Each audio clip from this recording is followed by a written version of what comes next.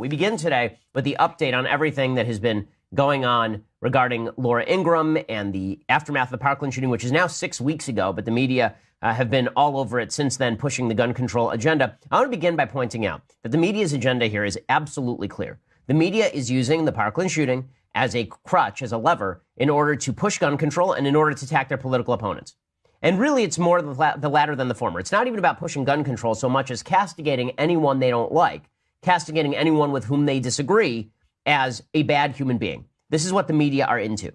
The media want to make it seem like if you disagree with them on gun control, this makes you a bad person. They're actually not that interested in gun control legislation actually getting passed. Because if they were, they would stop browbeating people like Marco Rubio, senator from Florida, who's been working with Bill Nelson, a Democrat senator from Florida, to push legislation. They would stop ripping on Republicans as uncaring, unfeeling monsters with blood on their hands. The media are interested in one thing and one thing only in the aftermath of Parkland, and that is pushing the gun control narrative specifically so they can push their more important primary narrative. The gun control narrative is secondary. The primary narrative is that you are a bad person if you like guns. You're a bad person if you're pro-Second Amendment. Okay, this is their agenda. How can you tell this is their agenda? Because even other left-wing agenda points go by the wayside if it doesn't serve the primary agenda.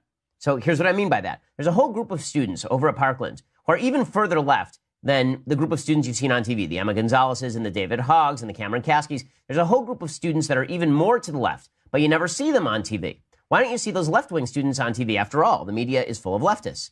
The answer is because these students are not serving the left-wing agenda of pushing gun control, and therefore they are not pushing the broader left-wing agenda of making those of us who are anti-gun control look like bad people. So here are some of the kids who have been talking but not being heard. There's some black students over at Stoneman Douglas who are being completely ignored by the media. You've never seen any of these folks on TV. You've never heard of any of these people. But here they were, and the agenda they're pushing is that they don't want more school safety officers in school because they're afraid that that's going to lead to more arrests of black kids. So here's them talking about this. The Black Lives Matter movement has been addressing this topic since the murder of Trayvon Martin in 2012. Yet we have never seen this kind of support for our cause, and we surely do not feel that the lives or voices of minorities are valued as much as those of our white counterparts. I am here today with my classmates because we have been sorely underrepresented and in some cases misrepresented. Dr. Rosalind Osgood is a school board member in Broward County. She helped these students organize and helped them get the media's attention. And let's find means and modes of making their voice available so that they can be heard. It is estimated that but these people were not heard, right? You're not hearing from any of these students, right? This appears maybe a little bit in local media, maybe for a brief second in national media, and then it goes away. Why? Wouldn't this be the intersectional moment? Wouldn't this be the intersectional talking point? Remember, the left's ideology is intersectional. They believe that you can judge someone's opinion and the value of their opinion simply by looking at the group identity, simply by looking at the group to which they belong. So these are black students. That means that their opinions should be held in higher esteem than the white students like David Hogg, right? Otherwise, you're just exacerbating white privilege. But the media aren't focusing on these black students. Why aren't they focusing on these black students? Because these black students do not serve their agenda. If these black students were out there front and center calling for gun control and suggesting that everyone who didn't like gun control is a bad person, the media would have them on every single day. So this is why when people say they are intersectional leftists, what they really mean is they are leftists first and intersectional second. Intersectionality, that identity politics philosophy, that philosophy that we can judge you as an individual by your group identity and your viewpoints value by your group identity, that's only important to the left when it serves the purpose of the left. Right? Clarence Thomas isn't a legit black man, according to the left, because his intersectional experiences as a black man don't count because he doesn't agree with the left. Well, the same thing is true of these students. They're not forwarding the left's hardcore agenda, and that means that their black skin no longer counts in the intersectional hierarchy because they're just not that important. Which shows you that all the members of the intersectional hierarchy, all the members of this intersectional coalition who are supposedly going to get together to rip down the system, it's really far less about mutual respect for ethnicity and much more about mobilizing to defeat the supposed patriarchy, to defeat the white privilege system. And that's why the media can safely ignore these black kids and pretend like nothing is happening with them because it doesn't serve their higher agenda. Well, what does serve their higher agenda? Right now, what serves their higher agenda is using gun control to push for boycotts against media figures they don't like. So this is a continuation of what happened last week. Laura Ingraham, the Fox News host, she was boycotted. Not even really boycott. There's an AstroTurf boycott attempt by David Hogg, who's a student at Marjorie Stoneman Douglas, and he was present when the shooting happened. And he's obviously been put all over the media. You've seen him saying really vile things about people he disagrees with, saying they have blood on their hands, saying that Marco Rubio's a murderer who basically took $1.05 from the NRA for every Florida student and all the rest. Well, David Hogg, he was interviewed by TMZ after visiting some colleges, and he was asked how the college admission stuff was going. And he said, well, to be honest with you, it ain't going that great. There are 4 colleges that didn't let me in, and I understand there are a lot of people who can fill those slots. But if the colleges want to help us out, they can help us out. And if they don't want to help us out, they don't want to help us out. Well, this prompted Laura Ingraham to tweet out that he was whining about his college admissions. Was that ill-advised? Yes. Is it something I would have recommended saying? No. Do I think that we should attack the perspectives that are wrong? Yes. Do I think we should attack the people expressing those perspectives? Not really. But Laura says all of this. And then Hogg's response is not, well, Laura, that was kind of a jerky thing to say. His response is directly from the Media Matters playbook. Media Matters, if you don't know, is a left-wing group co-founded essentially by Hillary Clinton. And that group has been designed for literally a decade and a half to launch astroturfed boycotts against major right-wing media figures. People like Rush Limbaugh and Sean Hannity and Bill O'Reilly, and now against Laura Ingraham. And so this student, David Hogg, he immediately comes forward with a list of the advertisers on Laura Ingraham's show.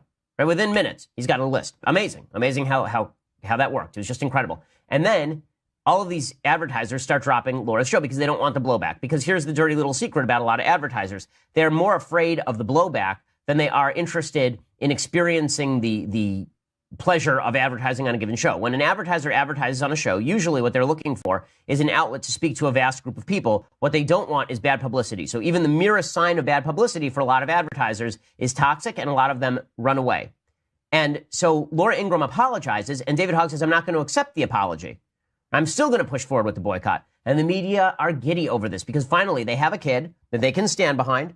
And this kid is unattackable, right? You're not supposed to say anything bad about him, even about his perspective.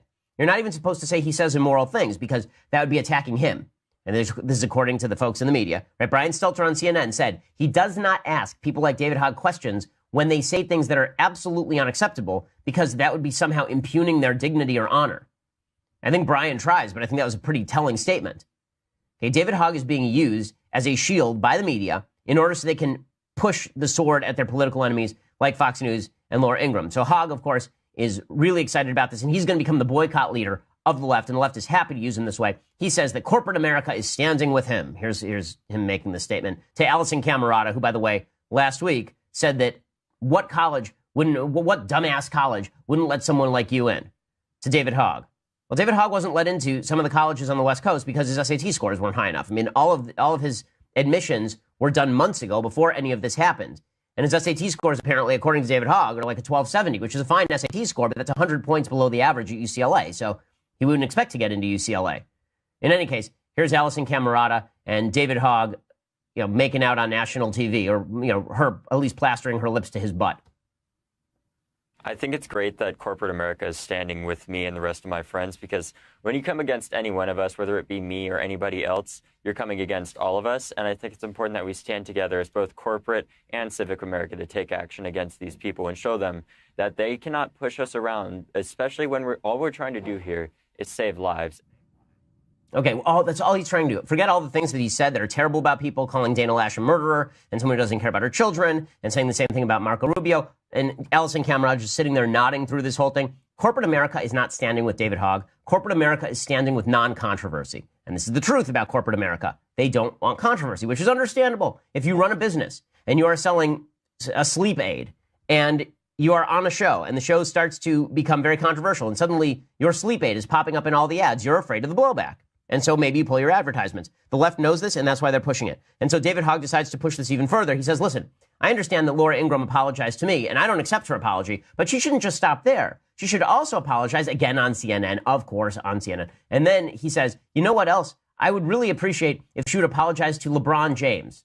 Why LeBron James? Okay, because a month before this shooting happened in Parkland, she said to LeBron James that he should shut up and dribble. We talked about it on the show. It wasn't something that I was fond of her saying.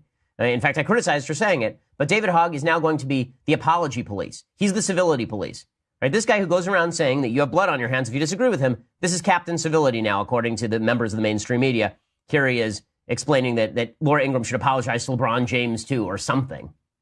There have been multiple instances throughout Ingram's professional career where she's tried calling out people, for example, at Dartmouth University because of their sexual orientation, and she told LeBron James to shut up and dribble. I don't see any apology for those people. I mean, why?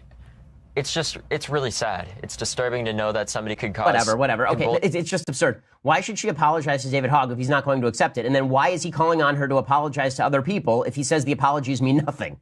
None of this makes any sense, except insofar as the media are happy to watch David Hogg go out there and call for boycotts because they want Fox News boycotted. They're a competitor. And then they want people, and then they are firmly convinced that you cannot attack anything that David Hogg says. Again, David Hogg seems like a smart kid. David Hogg seems like a politically wily player.